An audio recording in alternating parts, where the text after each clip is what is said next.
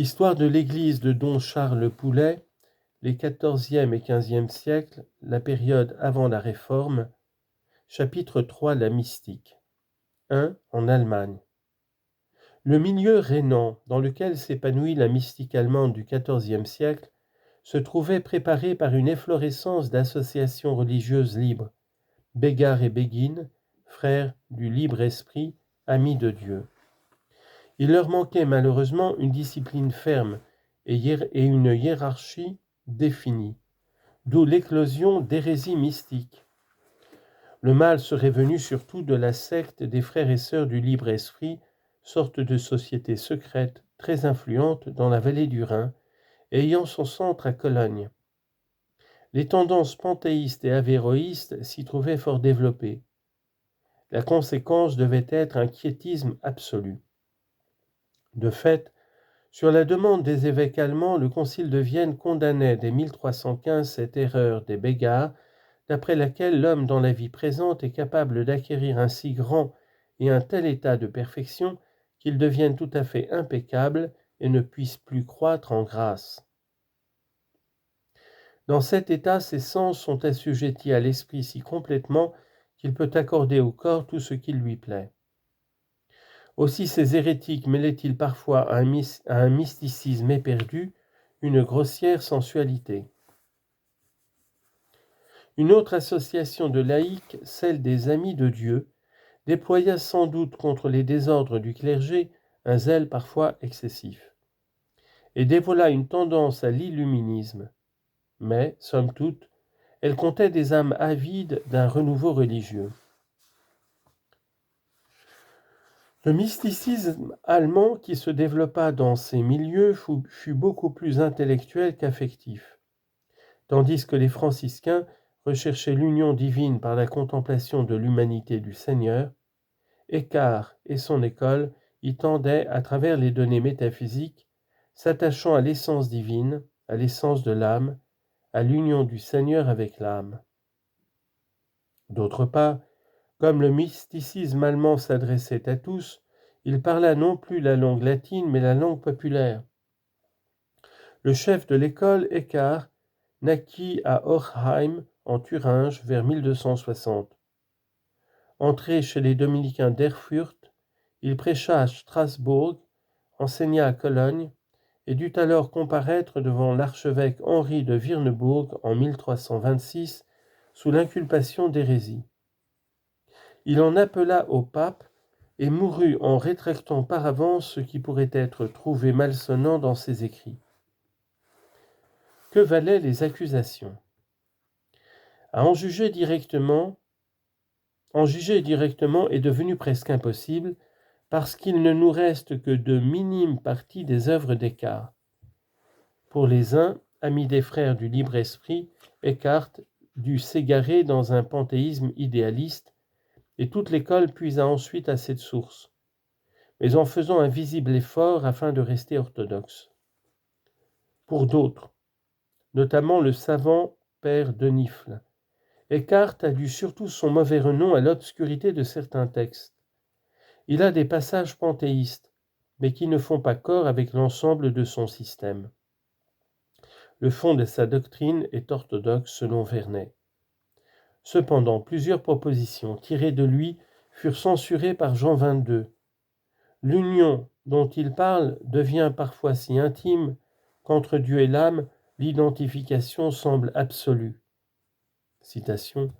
Nous nous sommes transformés totalement en Dieu et nous sommes changés en lui de la même manière que dans le sacrement de l'Eucharistie, le pain est changé au corps du Christ.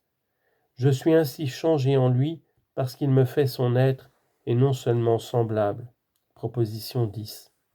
Aussi, l'homme juste opère tout ce que Dieu opère, et il a créé conjointement avec Dieu le ciel et la terre, et il est générateur du Verbe divin, et Dieu sans cet homme ne saurait faire quelque chose.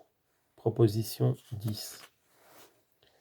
Eckhart eut pourtant deux disciples d'une incontestable orthodoxie, Toller et Suso. Né à Strasbourg vers 1290, Jean Toller entra comme Eckhart chez les dominicains, et de même que lui, Il eut pour champ d'apostolat Strasbourg et Cologne. Il meurt en 1361. La partie la plus considérable de son œuvre se compose de sermons. Il faut y joindre quelques traités didactiques, notamment les considérations sur la vie et la passion du Sauveur. Toller est avant tout un spéculatif, un analyste subtil et pénétrant. On l'a parfois comparé au père Faber. Henri Suzeau, par contre, est premièrement un affectif. Né en 1295 à Neuberlingen, au bord du lac de Constance, il entrait à l'âge de 13 ans chez les dominicains de Constance. Il devint le chevalier et l'amant de la sagesse éternelle, avec laquelle il contracta un mariage spirituel. Pour elle, il crucifia sa chair. Devenu prieur de Constance, il vit son orthodoxie suspectée à cause de son ouvrage intitulé « Le livre de la vérité », où pourtant il s'évertuait à réfuter Bégard et frères du libre esprit. Déposé en 1336 par le chapitre général tenu à Bruges, il passa la deuxième partie de sa vie dans un complet abandon et mourut à Ulm en 1365. Il raconta ses épreuves et ses grâces mystiques à une dominicaine du couvent de Tos, Elisabeth Staglin, qui les colligeant en composa sa vie.